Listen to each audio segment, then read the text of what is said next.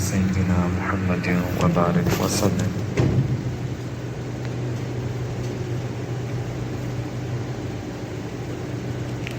رمضان المبارک کا مہینہ بہت ہی بابرکت مہینہ اور اللہ تعالیٰ کی رحمتوں کا خزینہ ہے۔ یہ ایک روحانی دنیا میں بہار کی مانند ہوتا ہے۔ جس طریقے سے اسپرنگ ٹائم ہوتا ہے تو چڑیاں اور پتے اور سورج اور آسمان، ہر چیز کے اندر خوشی کی لہر ہوتی ہے۔ اسی طریقے سے روحانی دنیا کے اندر ایک عجیب انقلاب آ جاتا ہے۔ رمضان المبارک کا جو مہینہ ہے وہ دن بھی رحمت والے، رات بھی رحمت والی، ہر لمحے رحمتوں سے بھرپور ہوتا ہے۔ جب رمضان مبارک کی پہلی رات آتی ہے، یعنی آج کی رات، تو حدیث مبارکہ میں پتہ چلتا ہے کہ کچھ تبدیلیاں، 3 قسم کی تبدیلیاں آتی ہیں۔ پوری کائنات کے اندر 3 بڑی تبدیلیاں آ جاتی ہیں پہلی رات میں۔ پہلی بات یہ کہ نبی علیہ السلام نے ارشاد فرمایا کہ جب رمضان المبارک کی پہلی رات ہوتی ہے، اللہ رب العزت سیدنا جبرائیل علیہ السلام کو دنیا میں بھیجتے ہیں، اور اس حکم کے ساتھ کہ جو شیطان ہیں، جو بڑے بڑے شیاطین ہیں، ان کو قید کر دیا جاتا ہے، ان کو باندھ دیا جاتا ہے، تاکہ یہ مومنین کی عبادت کو ضائع نہ کر سکیں۔ سال بھر تو یہ معاملہ رہتا ہے کہ ہم عبادت کرتے ہیں، شیطان عبادت کو ضائع کر دیتا ہے۔ تو اللہ رب العزت شیطان کو باندھ دیتے ہیں پہلی رات میں۔ ہاں پہ چھوٹے چھوٹے شیطانی شتنگڑے جو ہوتے ہیں نا، وہ رہ جاتے ہیں۔ تو اگر ہم رمضان کے مہینے کے اندر بھی گناہ کرتے ہیں تو اس کا مطلب یہ کہ وہ جو شتنگڑے تھے نا، وہ کافی تھے ہمارے لیے۔ یہ ہمارا اپنا نفس ہوتا ہے، اس کی وجہ سے ہم گناہ کر دیتے ہیں، کیونکہ بڑے شیاطین تو قید ہو گئے ہیں برابر۔ دوسری تبدیلی اس رات میں یہ آتی ہے کہ اللہ رب العزت اس پہلی رات میں حکم دیتے ہیں، جو جنت کا فرشتہ ہے، اس کا نام ہے رضوان، اس کو حکم ملتا ہے کہ جنت کے سارے دروازے کھول دو۔ 8 دروازے جنت کے ہیں، 8 کے 8 دروازے کھل جاتے ہیں پہلی رات میں، اور یہ جنت پورے سال سجائی جا رہی ہوتی ہے، پورے سال صفائی ہوتی ہے، چمکایا جاتا ہے۔ رمضان مبارک کی جس طرح اپنے گھروں کو صفائی کرتے ہیں، تیار کرتے ہیں، تو پورے سال تیاری ہو رہی ہوتی ہے کہ رمضان کے لیے، اور اس کو خوبصورت بنایا جاتا ہے، خوشبو لگائی جاتی ہے، تیار کیا جاتا ہے۔ یعنی اللہ رب العزت پہ رمضان کی پہلی رات میں اس کے سارے دروازے کھول دیتے ہیں۔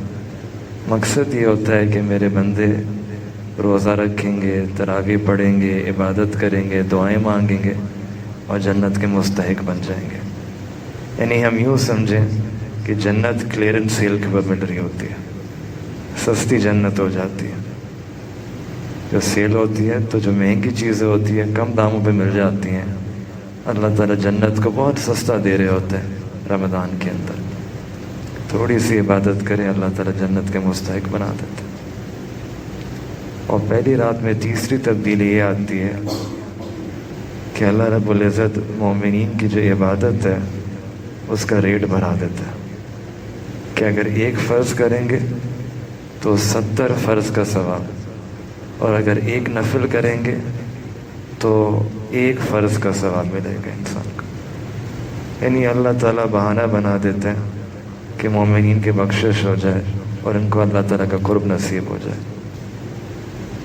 میں اکثر ایک بات پہ غور کرتا ہوں، خاص طور پہ رمضان کی جو پہلی رات ہوتی ہے، سب نے سنا ہوگا کہ رمضان بہت رحمتوں والا، برکتوں والا مہینہ ہے، لیکن اللہ کی شان آپ اندازہ لگائیں کہ ابھی چند گھنٹوں پہلے، مغرب سے پہلے، انسان کی کیفیت ہوتی ہے کہ عصر پڑھنا مشکل، آپ کہیں کہ 20 رکعت پڑھنی ہے تو بڑی مشکل ہو جاتی ہے۔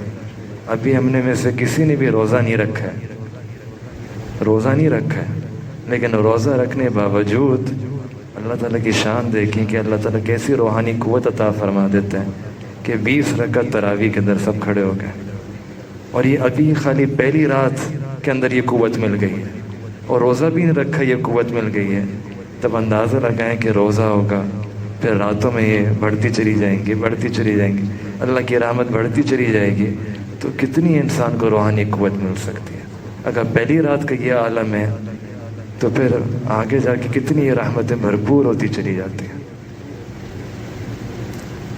تو چونکہ 3 کائنات کے اندر تبدیلیاں آتی ہیں، تو صحابہ اکرام فرماتے ہیں کہ ہم بھی دیکھتے تھے کہ جب رمضان مبارک شروع ہوتا تھا تو نبی علیہ الصلوۃ والسلام کی زندگی کے اندر بھی 3 تبدیلیاں آتی تھیں۔ وہ کون سی تبدیلیاں؟ پہلی تبدیلی یہ کہ نبی علیہ الصلوۃ والسلام خوب خرچ کیا کرتے تھے۔ ایسے تو پورا سال آپ خرچ کرتے تھے، لیکن اس مہینے کے اندر ایک تیز آندھی کی طرح یا تیز بھاگتے ہوئے گھوڑے کی طرح نبی علیہ الصلوۃ والسلام خرچ کیا کرتے تھے۔ اور دوسری تبدیلی صحابہ اکرام فرماتے ہیں کہ نبی علیہ الصلوۃ والسلام عبادت کرتے تھے، عبادت کو بڑھا دیتے تھے، اور عبادت کے اندر خوب مشقت فرمایا کرتے تھے۔ اب پورے سال نبی علیہ الصلوۃ والسلام عبادت فرماتے تھے، صحابہ فرماتے ہیں اتنی عبادت کرتے تھے کہ آپ کے پیر مبارک کے اندر ورم آ جاتا تھا، پوری رات عبادت۔ لیکن اس عبادت کے باوجود رمضان مبارک کا مہینہ جب شروع ہوتا تھا تو اور مزید مشقت فرماتے تھے عبادت کرنے میں۔ تم اندازہ لگائیں کہ کس حد تک نبی علیہ الصلوۃ والسلام عبادت فرمایا کرتے تھے اس مہینے کے اندر۔ اور تیسری تبدیلی صحابہ اکرام فرماتے ہیں کہ ہم محسوس کرتے تھے کہ نبی علیہ الصلوۃ والسلام جب دعا مانگتے تھے رمضان میں تو خوب لجاجت کے ساتھ، عاجزی کے ساتھ، انکساری کے ساتھ دعائیں مانگتے تھے۔ تو لہٰذا یہ 3 تبدیلیاں نبی علیہ الصلوۃ والسلام کی زندگی میں آتی تھیں۔ یہی 3 سنتیں جو مجھے اور آپ لوگوں کو اپنانی ہے کہ ہمیں اللہ تعالیٰ کی راہ میں خرچ زیادہ کرنا ہے، عبادت کو اور بڑھا دینا ہے، ہر قسم کی عبادت کریں، اور دعا مانگیں تو بہت ہی عاجزی کے ساتھ، لجاجت کے ساتھ، انکساری کے ساتھ اللہ سے مانگیں۔ یہ مہینہ جو ہے یہ عبادت کا مہینہ ہے، یہ نیکیوں کا مہینہ ہے، یہ دعاؤں کا مہینہ ہے۔ ہم وہ لوگ ہیں انہوں نے 11 مہینے سستی میں گزار دیے، غفلت میں گزار دیے۔ اب اللہ تعالیٰ نے ہمیں ایک موقع عطا فرمایا ہے، ہمیں چاہیے کہ اس موقع کو فائدہ اٹھائیں اور عبادت زیادہ سے زیادہ کریں۔ اور اگر عبادت کر کر کے ہمارا جسم تھک جاتا ہے، اس پہ خوش ہونے کی بات ہے۔ ہم نے کتنی دفعہ اپنے جسم کو دنیا کی نہیں تھکایا ہے، تو اگر ایک دن یا ایک مہینے ہم اپنے اللہ تعالیٰ کی عبادت کر کے جسم کو تھکا دیتے ہیں، یہ تو خوش نصیبی کی بات ہے۔ ہم نے کتنی راتیں اپنی دنیا کی لیے قربان کری ہیں، نیند قربان کر دیتے تھے، آنکھوں میں نیند آ رہی ہوتی تھی لیکن پھر بھی پڑھتے رہتے تھے۔ تو اگر ایک مہینے کے اندر اگر نیند آ رہی ہے لیکن انسان اللہ تعالیٰ کی خاطر رات میں جاگے تو یہ سستا سودا ہے، یہ جاگنے کا مہینہ ہے۔ جس حد تک ہم جاگ سکیں راتوں کو، جس حد تک ہم عبادت کر سکیں کرنی چاہیے، کیونکہ یہ ایمان والوں کا ایک سیزن ہے۔ جس طریقے سے ہر بندے کا سیزن ہوتا ہے، پولیٹیشنز کا اپنا سیزن ہوتا ہے، اس میں ان کو کھانے پینے کا ہوش نہیں ہوتا، دکاندار کا اپنا سیزن ہوتا ہے، اس کو بس نفع کمانا ہوتا ہے، کھانے پینے کا، سونے کا کوئی ہوش نہیں ہوتا۔ یہ مومنین کا سیزن ہے، انسان اس میں عبادت کرے، عبادت کا سیزن ہے۔ حضرت علی رضی اللہ تعالیٰ فرمایا کرتے تھے کہ اللہ تعالیٰ نے اس امت کو 2 ایسی نعمتیں دی ہیں کہ یہ 2 نعمتیں مل گئیں، یہ اس بات کی دلیل ہے کہ اللہ تعالیٰ اس امت کو عذاب نہیں دینا چاہتے۔ وہ کون سی نعمت ہے؟ ایک اللہ تعالیٰ نے سورہ اخلاص عطا فرمائی، اور دوسرے اللہ تعالیٰ نے رمضان المبارک کی نعمت عطا فرمائی۔ تو اللہ تعالیٰ ہمیں اس مہینے کے اندر خوب عبادت کرنے کی توفیق عطا فرمائے، اور ایک کتابوں میں واقعہ لکھا ہے کہ جب حضرت ابراہیم علیہ السلام کو آگ میں پھینکا جا رہا تھا تو چھوٹی سی چڑیا تھی، وہ آئی، اس کے منہ میں چند قطرے پانی کے لے کے آتی تھی اور آگ میں ڈالتی تھی تاکہ آگ کو بجھا سکے۔ پھر یہ کرتی رہتی تھی، تو کسی اور نے کہا کہ آپ کے پانی کے قطروں سے آگ تو نہیں بجھنے والی، تو اس نے کہا یہ تو میں بھی جانتی ہوں کہ آگ نہیں بجھنے والی، لیکن کل قیامت کے دن جب پوچھا جائے گا کہ ابراہیم علیہ السلام میرے خلیل کی آگ کو بجھانے کے اندر کس نے ہمت کری، تو میں اپنا نام لکھوا دوں گی تو میں نے ہمت کری تھی۔ تمہارا معاملہ بھی ایسا ہے کہ ہم نے پورا سال سستی میں گزارا۔ کچھ لوگ ایسے تھے جو پوری رات عبادت کرتے تھے، ابھی بھی ایسے موجود ہیں جو تہجد پڑھتے تھے، دعائیں کرتے تھے، ہم نہیں کر سکے، لیکن اللہ تعالیٰ نے ہمیں ایک موقع عطا فرما دیا، ایک ایسا موقع عطا کر دیا کہ اگر ہم بھی تھوڑی محنت کر لیں تو ہمارا نام بھی لکھا چلا جائے گا۔ اور حقیقی بات یہی ہے کہ اگر ہم اپنا جائزہ لیں تو ہماری گناہ بہت زیادہ ہیں، کوششیں بہت تھوڑی ہیں، لیکن مانگنے والی بات ہے،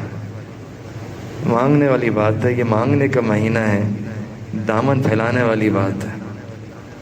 آپ کسی دنیا دار کے دروازے پہ چلے جائیں، 30 دن اس کے دروازے کے سامنے مانگتے رہیں، چاہے جتنا سخت دلی کیوں نہ ہو، وہ بھی آپ کو کچھ نہ کچھ دے دے گا۔ صرف دنیا داروں کا یہ عالم ہے تو اللہ رب العزت کی رحمت تو جوش میں ہے۔ اگر کوئی شخص اللہ رب العزت کے در پہ آ کے روزانہ مانگے گا تو اللہ تعالیٰ اس کو بھرپور طریقے سے عطا فرمائیں گے۔